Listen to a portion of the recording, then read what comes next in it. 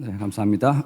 오늘은 군상 9번째 시간입니다. 악한 마귀의 4단계 전략, 군상 9번째 시간, 악한 마귀의 4단계 전략이라는 제목으로 하나님 말씀 전하도록 하겠습니다. 여러분, 신앙 여정은 다음 4단계로 나뉘게 됩니다. 각 단계마다 마귀의 시험과 저항이 우리를 기다리고 있습니다.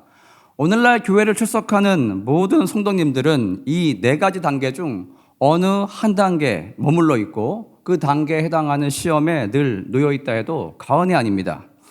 첫 번째 단계는 우리 주님을 모르는 단계입니다. 이 단계는 마치 두꺼운 암막 커튼이 쳐져 있는 그런 방에 있는 것과 같습니다. 악한 마귀는 예수님으로부터 나오는 그 진리의 빛이 성도의 마음에 들어가지 못하도록 노심초사하고 있습니다. 그리고 더욱 단단히 성도의 마음에 불신의 자물쇠를 굳건하게 무거운 것으로 채워버리려 합니다. 어떻게 합니까? 온갖 계몽주의적, 과학적인 사고, 인본적인 사고로 성도의 회심을 어떻게든 막으려 합니다.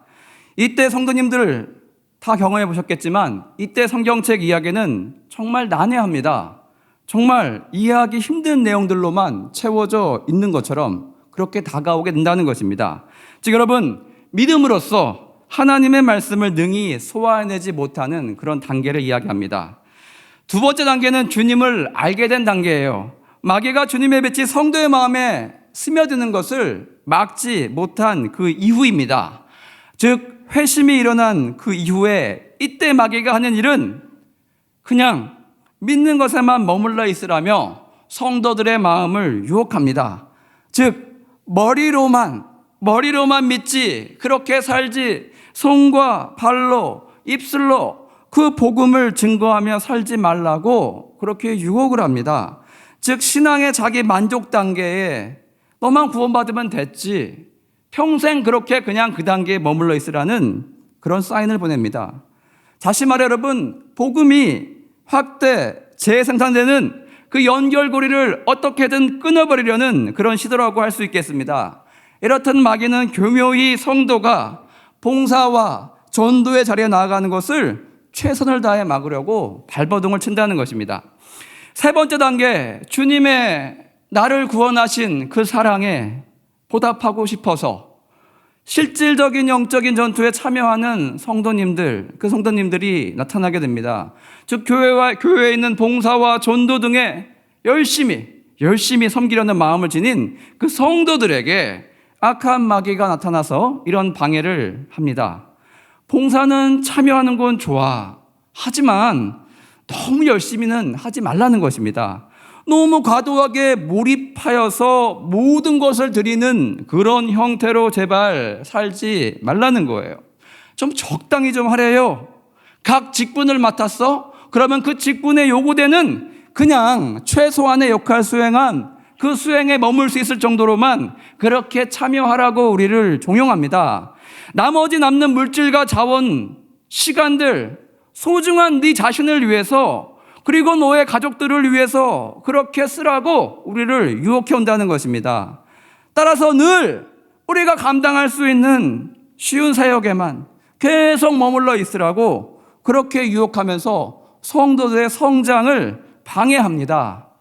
여러분, 적지 않은 수의 성도님들이 교회에 헌신하는 봉사의 일꾼이지만 이 단계에 더 나아가지 못하고 안전지대에 묶여있는 그 자리 가운데 머무르는 경우가 참 많다는 것입니다. 여러분, 넷째 마지막 단계예요. 이마저도 통하지가 않습니다. 교회에 사도 바울과 같이 온몸을 던져서 자기를 희생하는 그런 성도에게 찾아오는 마귀의 시험과 유혹이 있습니다. 즉 마귀가 앞서 모든 회의의 책략을 다 통과한 하나님 나라의 백부장과 같은 용사들, 그들을 멈춰 세울 수 있는 유일한 그의 책략은 무엇입니까? 바로 그를 교만하게 만드는 것입니다. 그래서 그가 일을 하면 할수록 교회 내에 어려움이 발생하게 됩니다. 하나님께 영광이 아니라 하나님께 오히려 누가 되는 그런 일을 행하게 그를 이끈다는 것입니다. 여러분, 존 번연이 쓴 철로역정, 성경 다음으로 많이 읽겠다는 이 철로역정에 나오는 바로 마지막 시험이 이것입니다. 주인공 크리스천이 아블론이라 불리는 마귀 그 용을 무찌르고 난 이후에 바로 이 시험이 찾아오게 됩니다. 천성 가는 거의 마지막 단계에서 바로 이 시험이 찾아와요. 악한 마귀가 주인공에게 변장하고 다가와서는 이렇게 이야기합니다. 이야, 너 참 대단하다. 2단계까지 온 사람은 너밖에 없어. 박수를 치면서 정말 그를 지켜 세워준다는 것입니다. 여러분, 이 가문이설의 주인공 크리스찬은 어떻게 됩니까? 처음에는 아닙니다, 아니에요, 이러다가 그만 우쭐해지고 맙니다.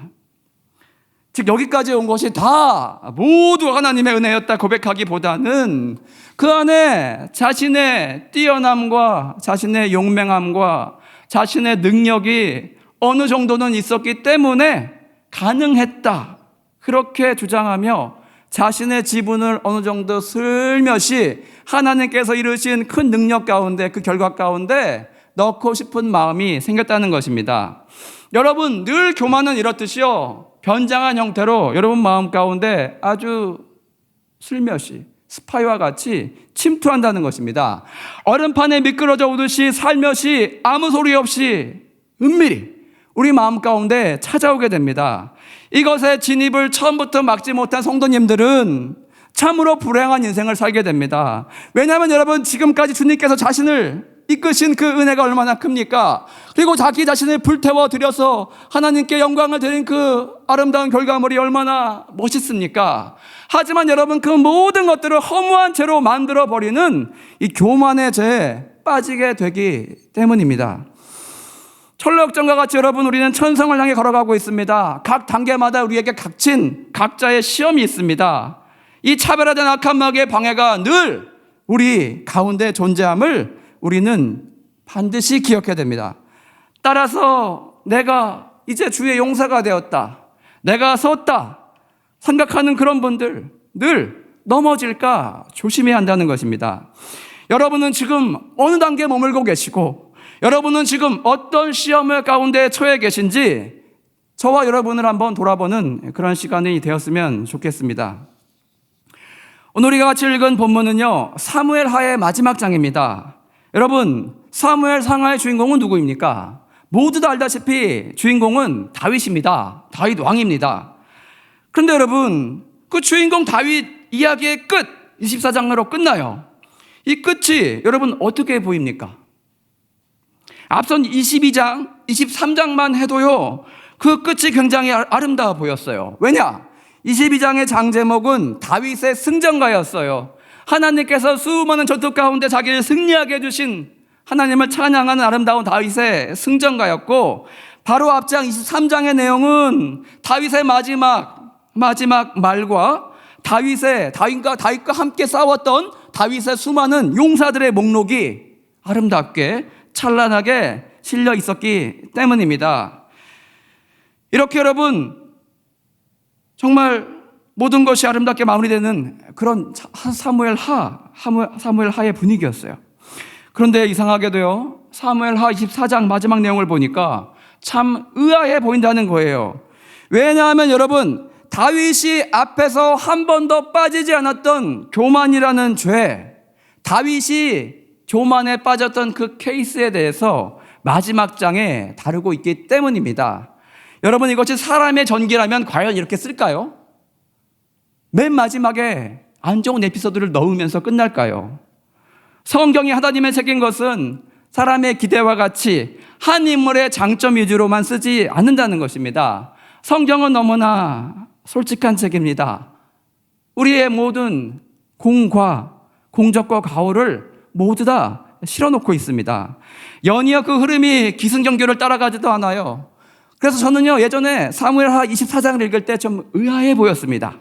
아니, 이 분위기 좋은 결말에 다윗의 밧세바와 저지른 성적인 가호에 맞먹어 보이는, 어찌 보면 그렇게 큰 죄악인 다윗의 교만 이야기가 실려 있잖아요. 흐름상 너무 이상하지 않습니까?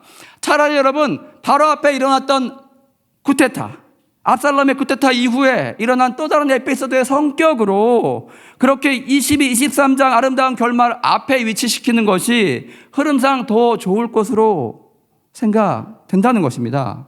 여러분, 이것이 하나님의 실수입니까? 아니면 하나님 다윗을 다 용서했다고 하면서도 다윗을 향한 하나님의 뒤끝인가? 참 저는 여러분 이해하기가 어려웠어요. 이 부분에 대한 저의 깨달음 설교 결말에 가서 다시 한번 나누어 보도록 하겠습니다.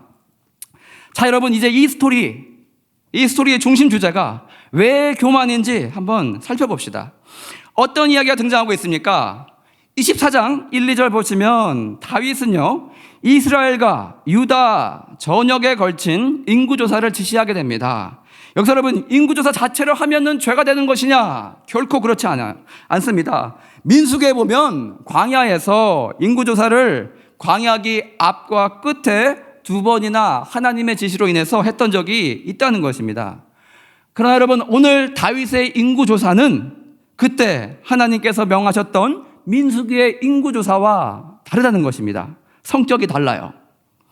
한번 생각해 보십시오. 8절 보시면 인구조사를 시행하는데 총 9달 20날이 걸렸다고 합니다. 거의 여러분 10개월 동안 군대 최고 사령관 요압이 이를 위해서 출장길에 나서 있었습니다. 이것이 뜻하는 것은 무엇이겠습니까? 주변의 모든 군사적인 위협이 이미 다 평정되었고 그 이후에 절대 평화의 시기가 도래한 바로 그 이후에 이 인구조사가 시행되었다는 것을 우리는 알 수가 있어요. 즉 여러분, 인구조사가 되었던 그 시기는요, 다윗이 더 이상 주변에 점령할 땅이 없었을 때 더 이상 자신에게 대드는 그런 적들, 주변 나라가 모두 사라졌을 때라는 것입니다. 즉 다윗에게 자신이 이룬 업적에 대한 그 결과물을 한번 측량해보고 싶은 마음이 저의 마음 가운데 슬며시 들어왔을 때 바로 그때란 것입니다. 즉 이것이 뜻하는 것은 지금까지 이룬 업적에 대해서 하나님의 은혜로 여기까지 왔습니다, 그렇게 인정은 하고는 있지만 동시에 나니까 이것이 가능하지 않았겠냐, 슬며시 여러분 이런 마음이 다윗의 마음 가운데 슬며시 피어오르고 있었다는 것입니다. 즉 하나님께서 자신을 통하여 하신 위대한 일들에 대해서 하나님, 제 지분도 요만큼은 있잖아요, 인정해 주세요 하고 싶은 교만한 마음이 다윗의 마음 가운데 찾아왔다는 것입니다. 이제 3절 보시면 여러분, 군사령관 요압이 인구조사를 반대하고 나섭니다. 3절 보십시오. 요압이 왕께 아뢰되 이 백성이 얼마든지 왕의 하나님 여호와께서 100배나 더하게 하사 내 주 왕의 눈으로 보게 하시기를 원하나이다. 그런데 내 주 왕은 어찌하여 이런 일을 기뻐하시나이까 하되. 여러분은 한번 생각해 보세요. 우리 앞서 요압이라는 인물을 살펴보았지만 요압이 그렇게 영적인 인물이었습니까? 요압은 어찌 보면 더 세상적이고 자기의 의에 가득 차 있던 그런 인물이었어요. 근데 여러분, 그런 그마저도 오늘 다윗의 인구조사가 하나님께서 기뻐하지 않으실 명령이란 것을 분명히 영적으로 감지하고 다윗에게 이렇게 이야기했다는 것입니다. 그러나 여러분 4절 보시면 어떻게 합니까? 왕의 명령이 요압과 군대 사령관들을 재촉한지라. 다윗이 이와 같이 저들의 인구조사 하라고 저들의 부하들을, 다윗의 부하들을요 막 내쫓고 재촉하며 밀어붙이고 있었다는 것입니다. 할 수 없죠. 잘못된 명령에도 불구하고 요압은 할 수 없이 인구조사를 위해서 출장길을 떠났습니다. 5절 보시면 다윗이 복속시킨 사해 건너 모압 땅에 있는 아로엘로부터 장막을 치고 인구조사를 시작하게 됩니다. 이후 6절 보시면 므낫세 갓 루벤에게 준 길르앗 땅으로 인구조사를 하러 올라갑니다. 그리고 여러분, 북쪽에 이동해서 시돈으로부터 해변가를 따라서 부엘세바까지, 7절에 나오는 부엘세바, 즉 남쪽까지 큰 박스를 그리면서 인구조사를 10개월에 걸쳐 마쳤다는 것입니다. 여러분 이번에 행한 다윗의 교만이라는 범죄는요 밧세바의 범죄와 달랐습니다. 나단 선지자와 같이 누군가의 지적이 필요하지 않았어요. 10절 보시면 다윗이 스스로 이 일이 하나님 앞에 큰 범죄가 되었음을 그는 깨닫게 되었다는 것입니다. 그래서 다윗은요 하나님 앞에 나아가서 먼저 이렇게 용서를 구하고 있습니다. 10절 보시면 다윗이 백성을 조사한 후에 그의 마음에 자책하고 다윗이 여호와께 아뢰되 내가 이 일을 행함으로 큰 죄를 범하였나이다. 여호와여 이제 간구하옵나니 종의 죄를 사하여 주옵소서. 내가 심히 미련하게 행하였나이다 하니라. 이런 하나님 앞에 범한 가오에 대해서 다윗이 심히 괴로워하고 있을 때 하나님께서는 갓 선지자를 보내셔서 다윗에게 이렇게 답변을 주십니다. 교만의 죄악에 대한 책임으로 다음 세 가지 재앙 중에 하나를 고르라는 삼지선다식 객관식 문항을 내고 있어요. 13절 보시면 그 내용이 소개되어 있습니다. 첫째, 7년간의 기근. 둘째, 3개월간 원수에게 쫓김. 셋째, 3일 동안 전염병. 이 중 하나를 고르라고 합니다. 여러분 정말 고르기 싫겠죠? 병행구절인 여러분 대상 21절을 보시면 여기에 7년 기근이 아니고 3년 기근이라고 나오고 있습니다. 여러분 헬라어로 번역된 70인역 그 성경에도 보면 이 단어를 3년 기근으로 번역해서 기록하고 있습니다. 따라서 여러분 이 7년이 아닌 3년 기근으로 우리가 이 재앙을 본다면 이 세 가지 재앙의 특징은 3으로 맞춰져 있어요. 즉 3년 기근, 3개월 도망, 3일 병역, 3일 역병. 이 3다지 선다에 대한 다윗의 선택은 무엇이었냐? 14절 보시면 다윗이 이렇게 이야기합니다. 나는 맞아도 하나님 손에 직접 맞는 게 좋습니다. 그러면서 3일 역병을 선택하게 됩니다. 이때 여호와의 천사, 좋은 천사가 아니겠죠? 진노를 가져오는 천사가 단에서부터 부엘세바까지 전염병을 보내 이스라엘 가운데 7만 명의 백성이 목숨을 잃게 되었다는 것입니다. 민수기 광야기에 60만 장정에서 다윗의 통치기에 거의 2배 넘게 130만까지 늘었던 그 장정의 숫자가 하루아침에 3일간 7만이나 이 역병으로 급격히 줄어들게 되었다는 것입니다. 16절 보시면 다윗이 기거하고 있는 예루살렘을 향하여 천사가 손을 들어서 이 전염병을 보내려 할 때 하나님께서 마음을 돌이키시고 이제 그만 멈춰라 라고 그렇게 말씀하십니다. 그 순간 이스라엘 땅에 진노를 쏟아붓던 천사는 어디 있었냐? 예루살렘 여부스 사람 아라우나 타작마당에 서 있었다는 것입니다. 여기에 등장하는 아라운의 타작마당은요 굉장히 여러분 중요한 장소입니다. 지금 벌어지고 있는 이스라엘 하마스 전쟁 이 직접적인 도화선이 되었던 장소이기도 합니다. 여러분 우리가 성지순례로 예루살렘을 방문해 보면 옛 솔로몬 성전터에 무엇이 서 있는지 아십니까? 아이러니하게도 여러분 그곳에는요 무슬림의 성지라고 불리는 황금돔으로 이루어진 무슬림 회당이 성전 자리에 있다는 것입니다. 여러분 왜 그게 저기 있습니까? 왜 그게 무슬림의 성지가 되었습니까? 그것은 바로 여러분 무하마드가 마지막으로 승천한 장소가 바로 그곳이라고 전해집니다. 그래서 저들은요 무슬림 회당을 그곳에 지은 거예요. 무슬림 회당이기 때문에 오직 무슬림 신자만 그곳에 들어갈 수 있다고 합니다. 근데 여러분 현재 벌어지고 있는 전쟁 얼마 전에 이스라엘의 강경파 우파 장관이 자신의 경호원들을 데리고 그곳을 들어갔대요. 이때 여러분 무슬림들은요 아니 자신의 성지를 이교도가 감히 침입했다면서 엄청난 분노를 쏟아냈었다고 합니다. 여러분 이런 이 장관의 행태 어떻게 이해해야 될까요? 이런 반응이 일어난 것을 분명히 알면서도 그는 왜 거기에 가고 싶었을까요? 바로 그곳은 여호와 성전의 지성소가 있던 자리이기 때문이고 아라우나 타작마당에 바로 그곳에서 다윗의 죄가 하나님 앞에 용서받았던 그런 자리라는 것입니다. 또 여러분 과거 창세기에 아브라함이 이삭을 드리려 찾았던 그를 드리려 제단을 쌓았던 바로 그 모리아산 같은 위치라는 것입니다. 즉 여러분 이스라엘에게도 너무나 의미 있는 성지라는 것입니다. 여러분 이스라엘과 팔레스타인 전쟁 벌어진 좀더 오래된 근본적인 이유를 아십니까? 그건 바로 여러분 1차 세계대전 때 영국이 이 땅에 대해서 사기 분양을 했기 때문이에요. 무슨 얘기냐? 왜 이게 사기냐?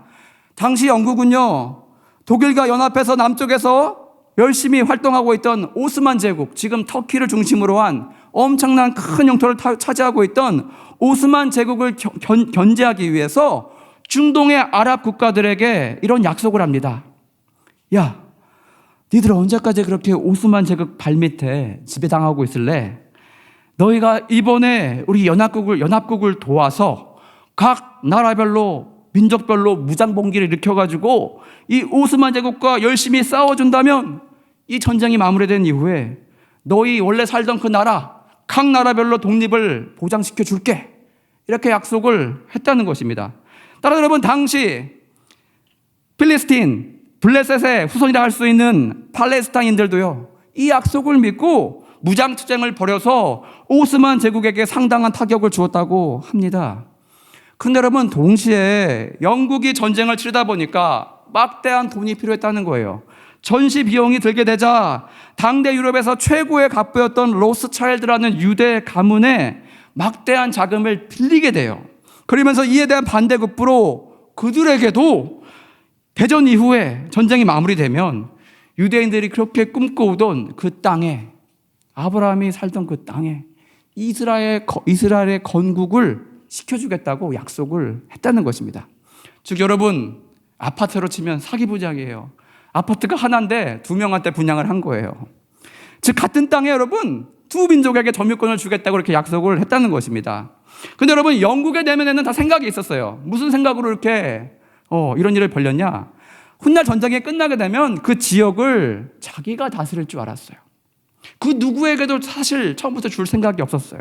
영국의 식민지로 자기가 다스리려고 하는 그런 보관이 있었다고 합니다. 그런데 여러분, 역사가 자기 생각대로 흘러갑니까? 영국의 생각대로 그 땅이 영국의 지배권 하에 들어오지 않게 되었어요. 그러자 이 땅을 놓고 2000년간 떠들이로 살던 유대인들과 그 후에 그 땅을 시리아 지배하면서 오랫동안 살아왔던 팔레스타인 간의 소유권 분쟁으로 그렇게 번졌다는 것입니다. 여러분, 지금 벌어지고 있는 전쟁은요, 다윗과 골리앗, 즉 이스라엘과 블레셋, 즉 팔레스타인의 싸움이 지금도 현재 버전으로 반복 재현되고 있다는 것입니다. 다시 여러분, 성경 이야기로 돌아와서 위에 언급한 것처럼 여러분, 아라우나 타작마당, 솔로몬 시대에 가서 여호와의 성전이 세워진 곳이고, 더 정확하게 이야기하자면 그 성전 가운데서도 언약궤가 놓여있던 지성소가 위치한 바로 그 중요한 장소라는 것입니다. 여러분, 언약궤 뚜껑을 뭐라고 합니까? 그 위에 속죄소, 시은 죄가 있다고 합니다. 그 뜻은 우리의 죄가 용서된 곳, 우리의 죄가 가려진 곳, 또는 하나님의 은혜가 우리에게 임한 곳이란 뜻입니다. 즉 오늘 에피소드 가운데 다윗은 인구조사로 인하여서 교만이라는 아주 큰 범죄를 하게 되었습니다.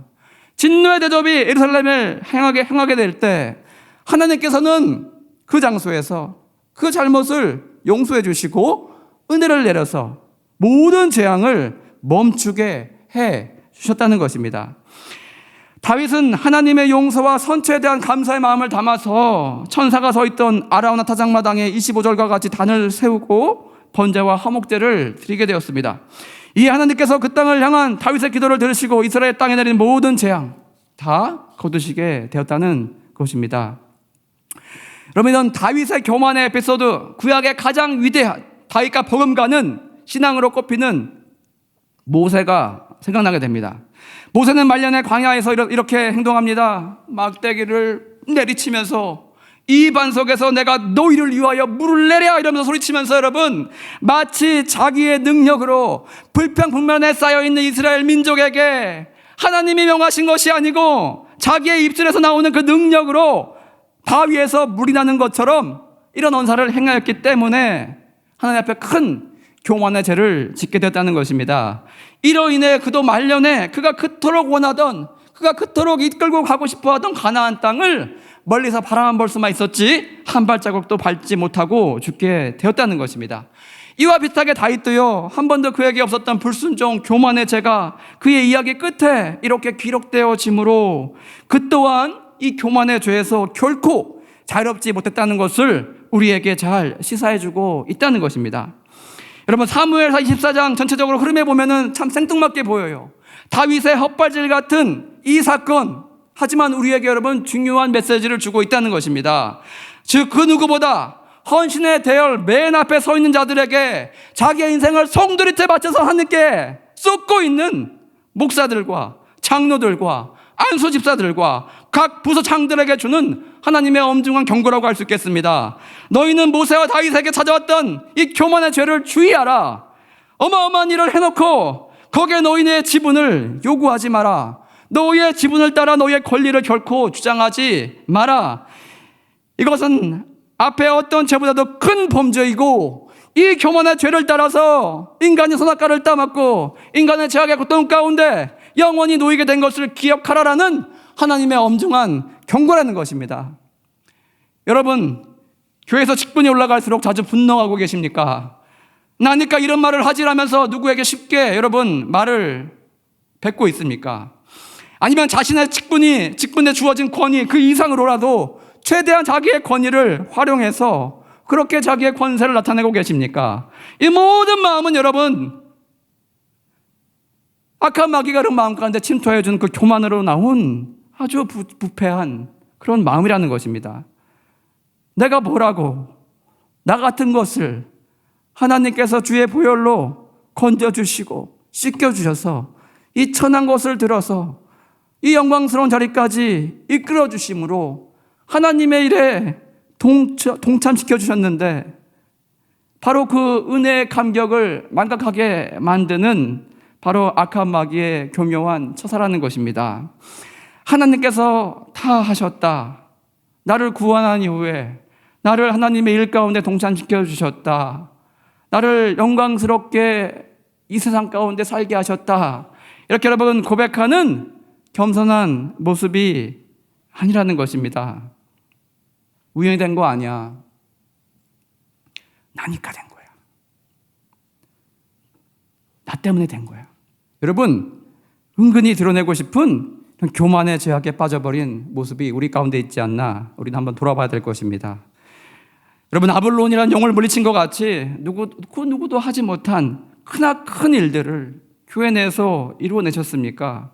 누가 찾아와서 여러분을 보고 늘 참 대단하다, 어떻게 이런 헌신이 나올 수가 있냐, 여러분을 지켜 세워주고 있습니까? 아니면 여러분 본인의 입으로 자신의 대단함을, 자신의 헌신을 그렇게 하나님 앞에, 많은 성도들 앞에 이야기하고 있습니까? 여러분, 무게의 중심은 교만으로 인하여서 계속 높아지게 됩니다. 이때를 노리고 여러분의 다리를 걸어서 쉽게 넘어뜨리려 호시탐탐 노리고 있는 악한 마귀가 우리 곁에 늘 기회를 엿보면서 살아있다는 것을 여러분 꼭 기억하시길 바랍니다. 이런 유혹이 누구에게나 찾아올 수 있음을 알고 우리는 하나님 앞에 늘 이렇게 고백해야 됩니다. 주여, 나는 무익한 종이라. 그저 주께서 제게 지시하시는 것들을 행했을 뿐입니다. 이렇게 자신을 낮추는 여러분 겸손한 모습이 우리에게 있어야 하겠습니다. 여러분, 가장 위대한 성인으로 인정받는 꼽히는 성 어거스틴에게 누군가 물었습니다. 모든 성도들에게 꼭 필요한 말씀 한마디만 해주십시오. 그랬더니 그의 대답은 너무나 간단했어요. 너무나 간단한 한 문장이고 한 단어였어요. 첫째도 겸손이요, 둘째도 겸손이요, 셋째도 겸손이라.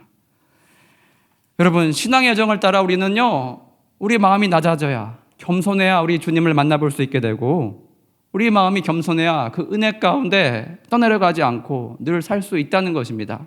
마지막으로 여러분, 겸손해야 우리에게 임하는 교만이라는 이 마지막 시험을 이겨내고 최종 승리할 수 있게 된다는 것입니다. 그래서 여러분, 늘 하나님의 은혜 아래 낮은 마음으로 겸손을 겸비하고 살아가는 저와 여러분 되시길 주님의 이름으로 축복드립니다. 다 같이 내가 주인 삼은 찬양하시겠습니다.